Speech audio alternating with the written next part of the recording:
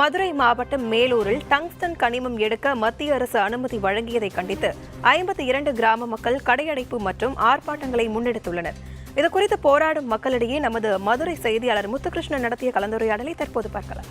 Tungsten கனிமம் எடுப்பதற்கு எதிர்ப்பு தெரிவித்து போராட்டத்தில் ஈடுபட்டிருக்கீங்க. உங்களுடைய கோரிக்கைகள் என்ன சார்? அருட்டாவட்டி வல்லாளப்பட்டி ஏரியாவில் தான் ஒரு 5000 ஏக்கர் இதுக்காண்டி எடுத்திருக்கிறாங்க.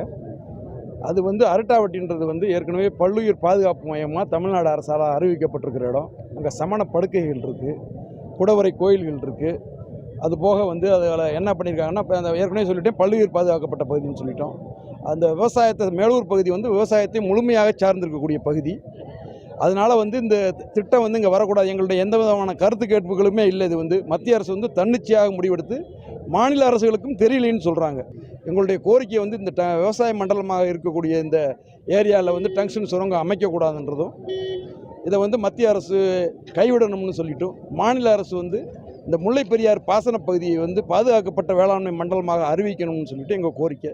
மதுரையிலிருந்து ஒளிப்பதிவாளர் கார்த்திக்குடன் செய்தியாளர் முத்துகிருஷ்ணன்.